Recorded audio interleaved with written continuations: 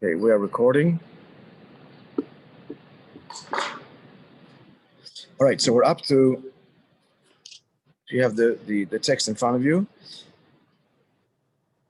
page 649. So let's just review what it is essentially we're talking about. Basically, we're not repeating all the questions of last week, which was simply questions on the very last details, very penetrating questions on the last texts of the entire Mishnayos. And those questions will be answered only weeks from what the essential journey. I'm just gonna mute everybody. How do you do that? Mute all. Okay. So what we had discovered is that the second last Mishnah records a dispute between Shammai and Hillel. And that already answered why the final Mishnah talks about every tzaddik and tzaddik, the double expression. That every tzaddik and tzaddik will receive 310 worlds, which we still have to explain what that means. We've already answered why the double expression, because it's linked to the Mishnah before, which talks about two, as we are learning, very divergent views about life, the purpose, and how to understand Torah. The school of Shammai and the school of Hillel. The final Mishnah is declaring that both of them are valid and will earn the reward in the world to come, which is yet to be explained. But what we're exploring now is these two positions of Shammai and Hillel. They are archetype disputants in the Gemara, appearing in numerous disputes, and the disciples, first of all, Shammai and Hillel and the disciples, and they represent two, again, Weltschannungs or spiritual views of life, the Torah, and the purpose of life. So to understand the divergent views, the Rebbe posits that the essential point of dispute is, when viewing any reality, what is the reality? Because every reality has two stages. Every reality has its potential embryonic stage, and then there's the realized or actual stage. In Hebrew, koyach and poyel. Koyach, potential; poyel, actual. So which are we to identify as the reality, capital R? How do we relate to it? What should be our relationship with it, with the mitzvah, with everything, with life, as we'll see this demonstrated in all of the areas of life? Do we look at the core inner essence of something, or ought we relate to its manifested, tangible practicality? Shammai is of the opinion that when there's an option, sometimes the Torah doesn't give an option. Sometimes the Torah says, here we look at the source, and here we look at the result, or cause and effect. Where Torah does not state what the position is, and it's open for us to interpret. So Shammai says, in that case, we are to look at the potential as the reality, and Hillel says we have to look at the actual.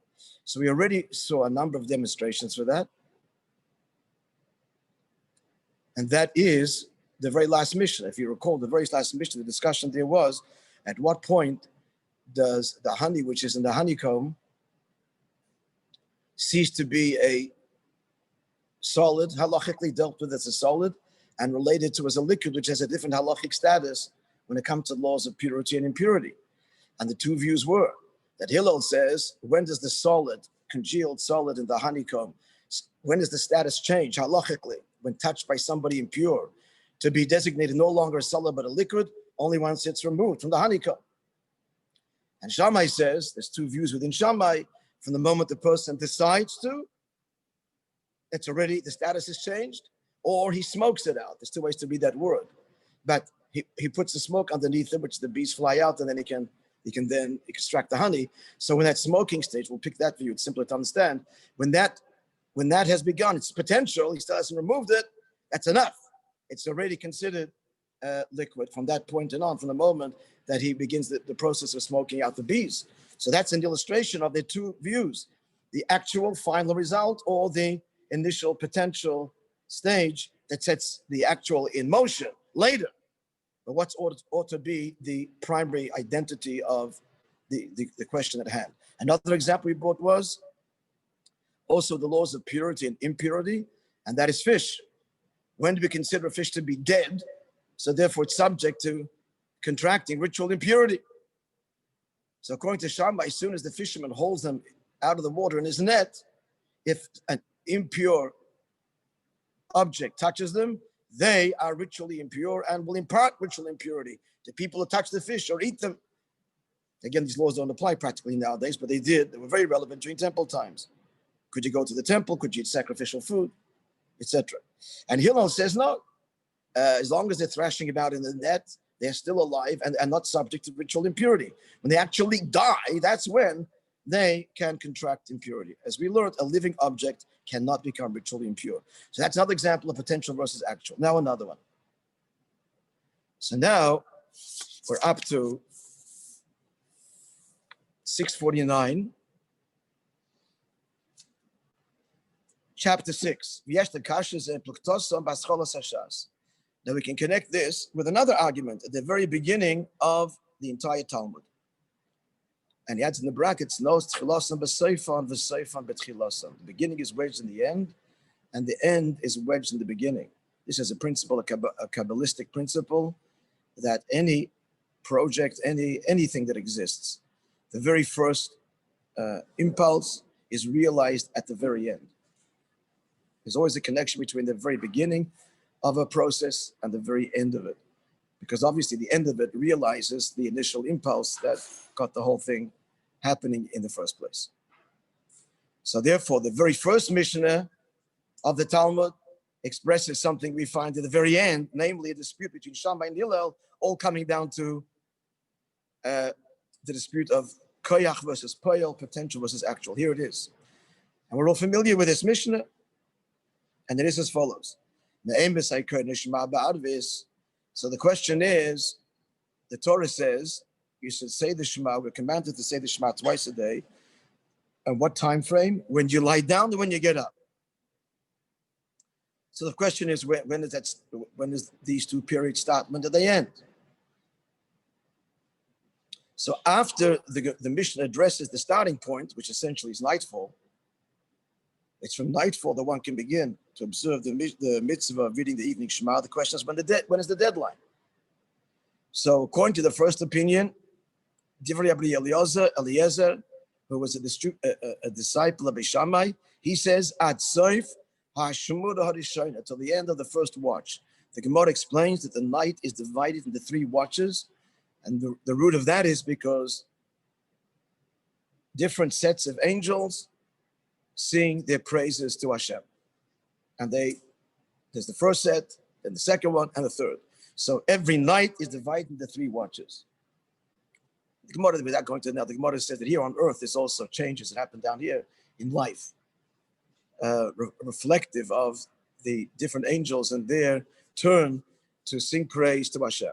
Bottom line, so he says that when you lie down, means, this is Rabbi Eliezer, a student of Shammai, it means from nightfall till the end of the first watch, which means you divide the hours into 3 equal parts. The time of nightfall, from nightfall to dawn, into 3 equal parts. The end of the first part, that's the end of Shema.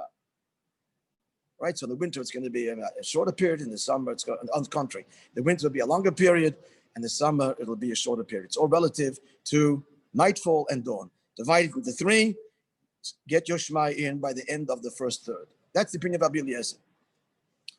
The Mishnah went on to say, the Chachamim say Chatzois, the midway point. You had till midnight to say the Shema. Rabbi Gamliel, the third view, and he is Mitamidei Beis Hillel, he's a disciple of Beis Hillel. Omer, he says, until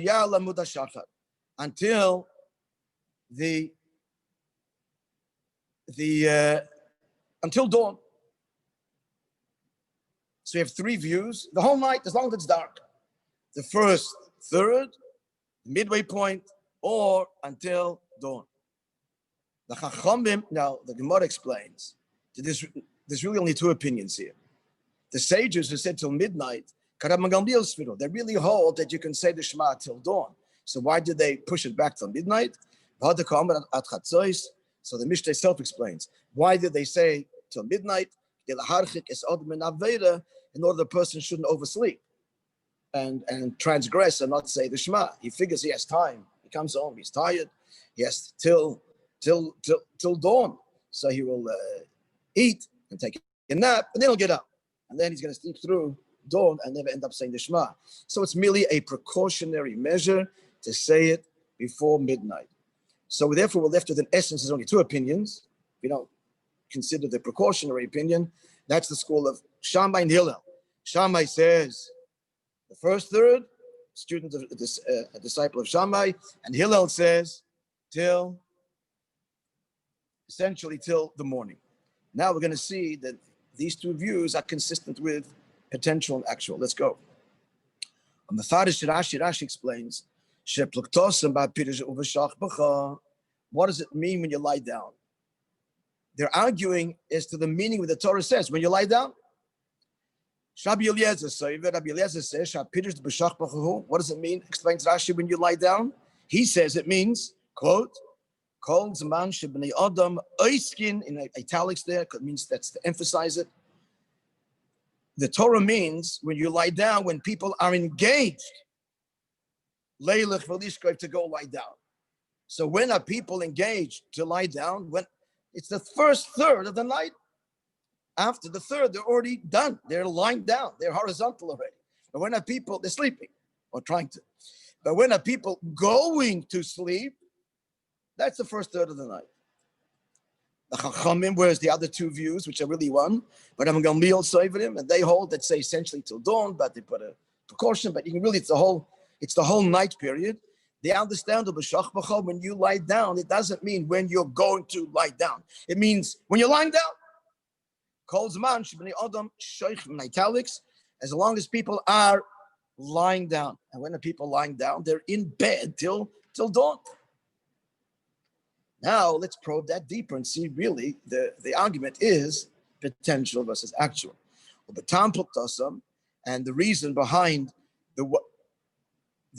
these two positions, how to understand the word of B'shach B'cha, Yesh Loimer, Bisman Sha'adam Oisik Le'Divalishkoiv, when a person is lying down,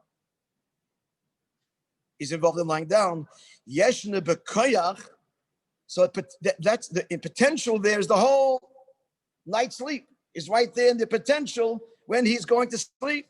Kolzman Ashkiva, the entire sleep period, which will actually happen. And so therefore, Rabbi Eliezer with the last paragraph, page 649, almost to the conclusion. Therefore, Rabbi Eliezer was a student of Beishamai.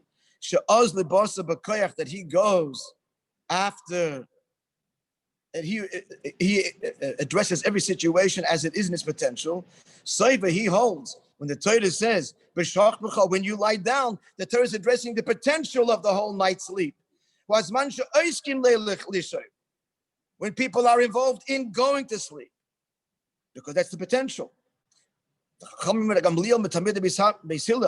the sages and Gamliel are disciples of Beis Hillel, that they go after, meaning to say they relate to everything as it is actually manifested. So they understand the first when the Torah says b'shachba, we don't speak about when it's potentially set in motion. We're talking about when it's actually happening, and therefore therefore they say that b'shachba means the actual lying down, and that is throughout the entire night, and therefore they hold the whole night, but they put the caveat, the sages stop at midnight so that you don't oversleep. But in essence, when the Torah says when you lie down, it means when you're actually lying down. And Rabbi Eliezer says, the school of Hillel, Shammai, when you lie down means the embryonic potential stage of when you lie down. Consistent with the views. Clear? Now another one, another argument. Chapter 7. They are going according to their view in other places as well. Well, the dogma is another illustration of a different subject entirely. and how they're consistent with actual versus potential. And here it is. They argue about the lighting of the Hanukkah menorah. The Mishnah says there are three ways to do that. The basic way is one candle per household every night, period. The second way is, a more enhanced way is, one candle per night for every adult member. And the third view is a matter of dispute between Shammai and Hillel, whether we start the first night and continue adding till the final night you've lit 8 candles. That's the view of Hillel. And Shammai says you start with 8 and you end up the final night with 1. So let's see inside. So this is the third view. Shammai, the third, it's not a third view, it's a third possibility. In theory, one has a choice. To fulfill the mitzvah, basically, it's 1 candle per night. You want to do it better, it's 1 candle per adult. You want to do it better. Now you got 2 views. Shammai and Hillel, as we all know, the laws like Hillel. But we're examining now these 2 positions. Shammai says in the third option that the first night you light 8, and then it decreases. So the final night you lit 1. The first night you light 1, and then you keep on adding. The Gemara says, in explaining their views, time of the Beis Shammai, the reason of Beis Shammai, he says you light keneged yomim hanichnosim, the days that are entering, which are yet to enter. In brackets, Hasidim Lavai, Rashi says, they're about to come. So the first night of Hanukkah, there are 8 days that are about to come. You represent that with 8 candles. The second night, there are only 7 yet to come. You light 7, and so on. The time of the Beis Hillel says, no. You light the candles reflective of the days that have passed. So the first night, you've got 1 that is started and is slipping away, as it were. So you light 1 candle. The next night, 2 that you have, you light 2 candles, and so on. In brackets, sheyotzu kvad, that have already left. And the one that we're standing in the first night is nimdi mayotzim, is counted with the ones that are about to leave, because it's here and it's diminishing as it's here. The day is getting less and less. The night's proceeding. So it's part of the day that, so the second night, for example, you're lighting 2 candles, because one is the day that's gone, and the other one, the day that is in the process, is going. I'm in it and it's leaving. But here again, the distinction is, again, consistent. We're looking at actual or potential or actual.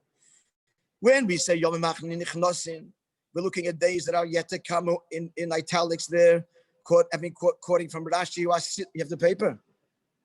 Hasidim Lovai, which will come. How do we have them? Their potential. In Bekoyach. So Rashi, Beis Shammai says, we look at the potential. 8 days stretched before us. And this potential it gets less and less. As it's actualized, the potential is no longer once it actualizes. So therefore, he says, you decrease in your candles each night. And that potential becomes used up. In the first night, there's the potential of 8 days before us. The second night, only 7 days. So he looks at the potential. However, Hillel, the Yomim HaYotzin, the days that have left, Sheyotzu Kvad, that have already left, Yeshtam Kvad B'Poel. He looks at the days that we already have in our hand. So therefore, he's increasing every night. With each passing day, we have 1 more day that's gone, which we are striking a candle for. The day that was realized, happened. The Nimtza, so it comes out, again, consistent. Shammai follows, the reason he looks at the days that are yet to come, that's because his Weltschaming, his position is, when there's an option, we relate to things in their potential state. Next page, 650. The time of the Beis Hillel, Beis Hillel says that we look at the days that have already what? Already passed, because Because we view every situation in terms of its realized actuality. The Rebbe adds,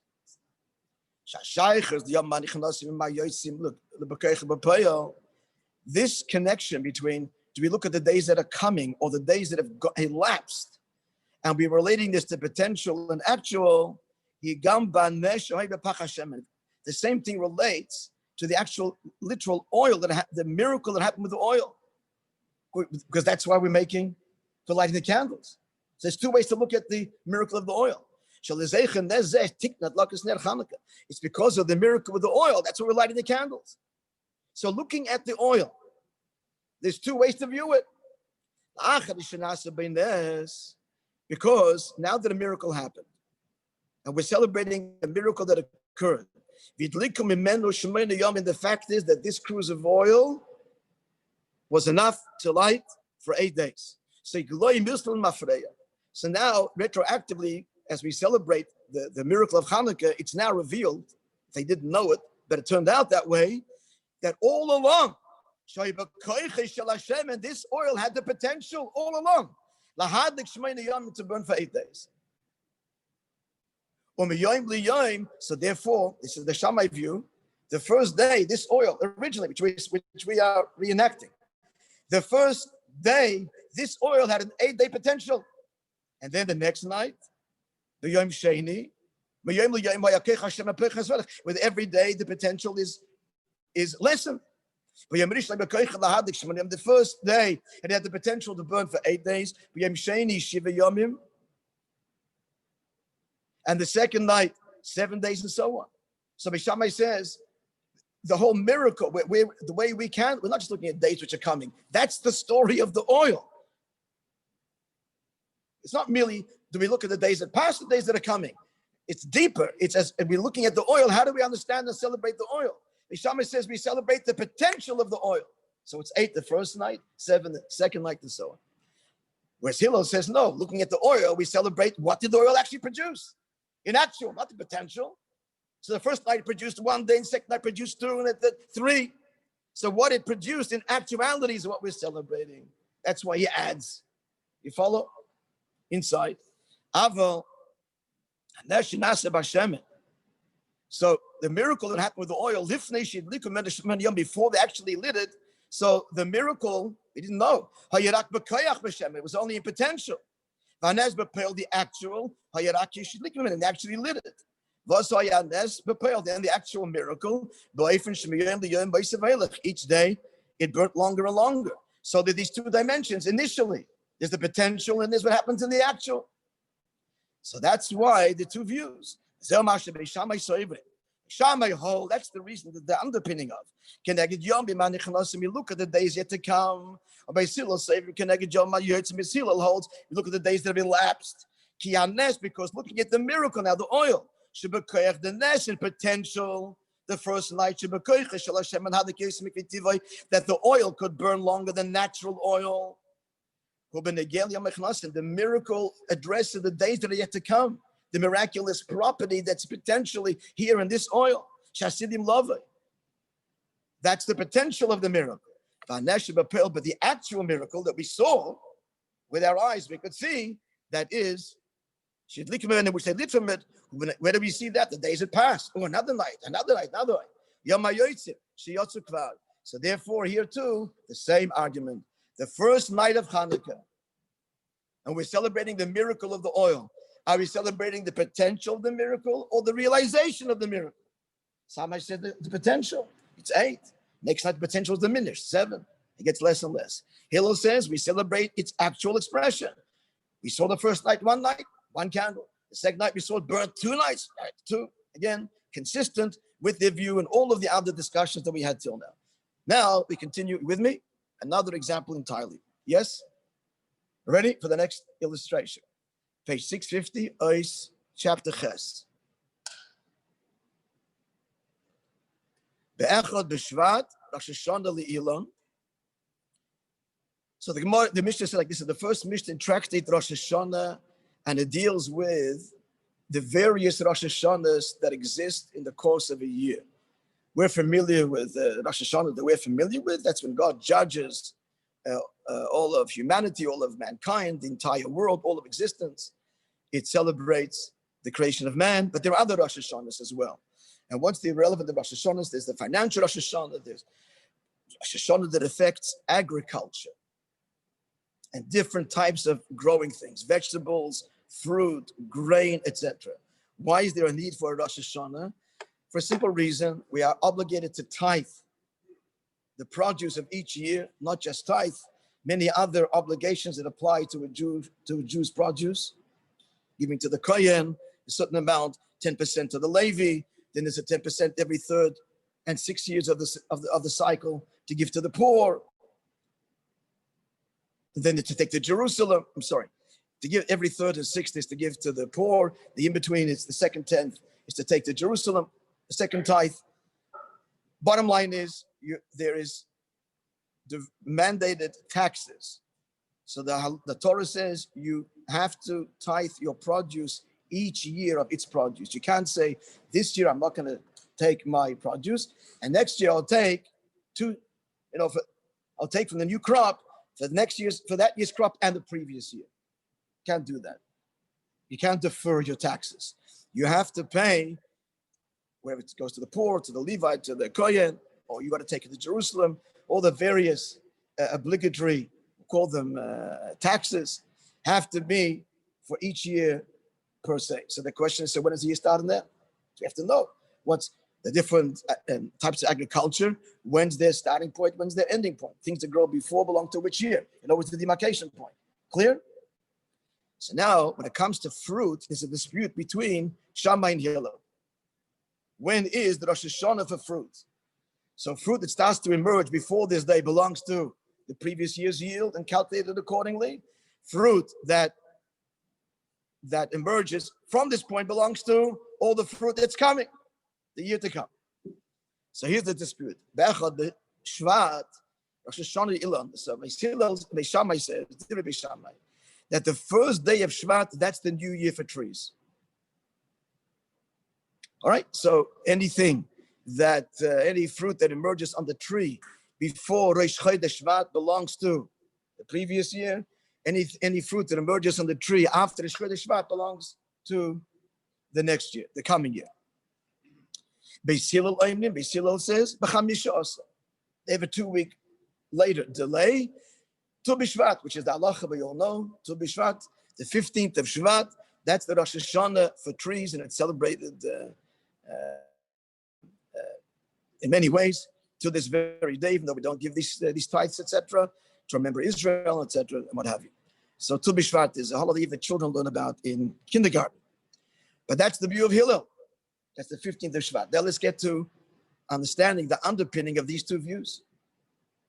Well, the Bia Pluktasam, to understand the root of their argument, they suggest the following.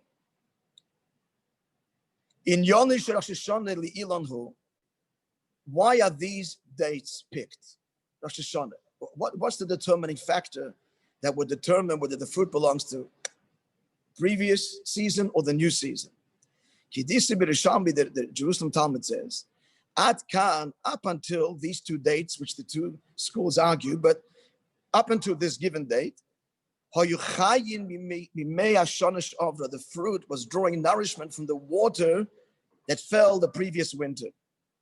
But from this point, the fruit, the tree, is drawing the sap, the resin, is drawing nourishment from the new year, from the new rainfall. Because the water's underground. So up until these dates, it's the old water it's still drawing on. Now it's drawing on this year's water. Now, having established that fact, let's build our case. When does God judge? When does God judge the waterfall for the year to come? The water which is critical to life. When does God determine how much rainfall, etc., is going to fall for the coming year for every inhabitant on the face of the planet? That's one of the reasons. That's the basic reason, friend. You're all familiar with the deeper reasons, but the basic reason, we take the 4 kinds.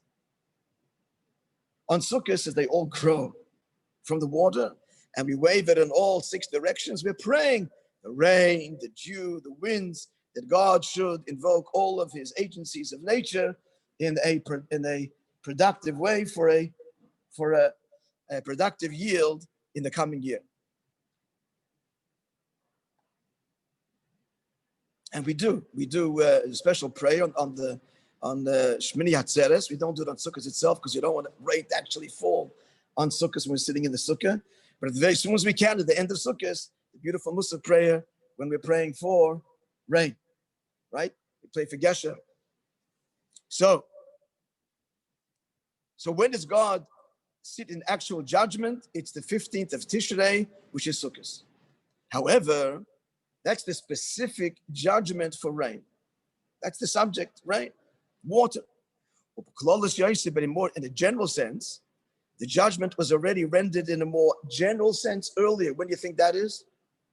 The actual Rosh Hashanah. But Rosh Hashanah, Echad B'Tishrei, 2 weeks earlier, the 1st of Tishrei. Quote from the Talmud, Sha'akol nidonim b'Rosh Hashanah. Everything is judged Rosh Hashanah, but it's in a more general way. The specifics have their separate date. In other words, there was the judgment also for water on Rosh Hashanah. It was in a potential embryonic state.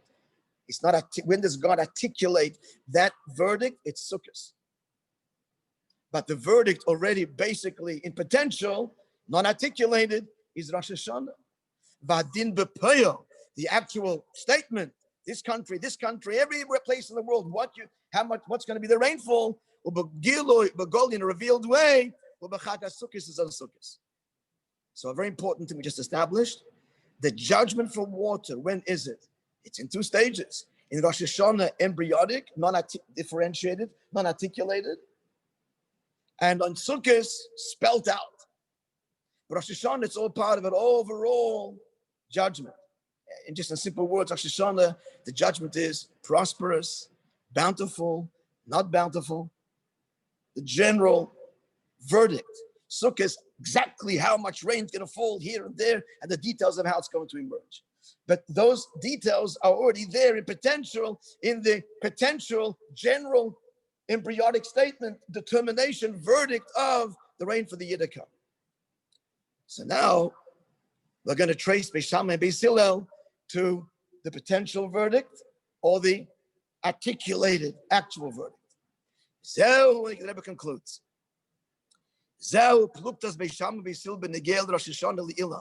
And this is the argument between Shammai and Hillel with respect to when is the actual Rosh Hashanah for trees?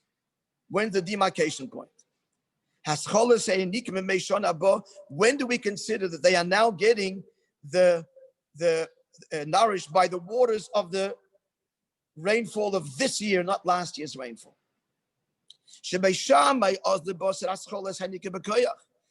Shammai says we start with when that nourishment starts in potential, even if it hasn't worked its way through and it's not actualized. And that is Dalet Chadoshim, 4 months,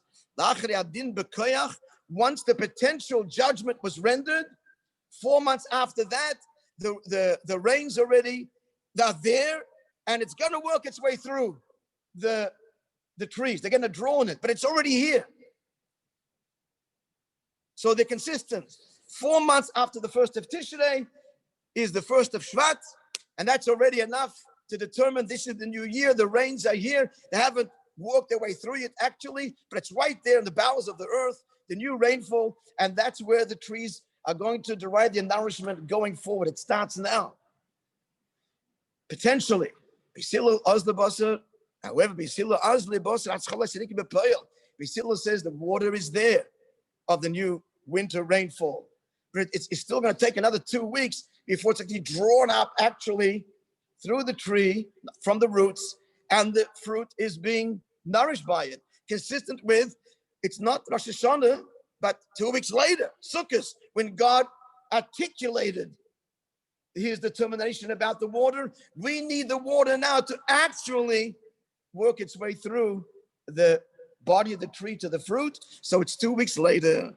So he says it's 4 months, not from Rosh Hashanah. 4 months from Sukkot.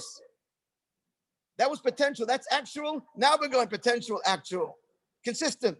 They're both 4 months later, but from what? From the potential judgment or the actual judgment? From the potential to draw nourishment from the new water or the actual drawing?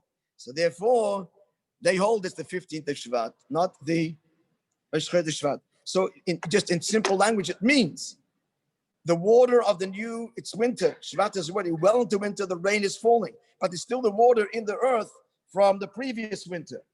So the water is now, as it were, collected already in the ground. So Beis Shammai says, since it's here, and that's now going to be the potential that's going to give life to the tree going forward, that's already Rosh Hashanah. And Hillel says, no, it's got to be actual. And that's rooted in 4 months from when God determined it all. They all agree it's a 4 month period because we've got to get well into the winter. It's Shvat time. But the potential Shvat time, the potential rain, they're all actual rain, consistent with Rosh Hashanah, potential judgment, Sukkot, actual judgment. Both have 4 months from there. 4 months from the potential, 4 months from the actual. We're clear? Yep. So another consistent argument, an entirely divergent subject. When is the new year for trees? What's the demarcation point? Shammai, Rosh Chodesh Shvat, Hillel, the 15th of Shvat.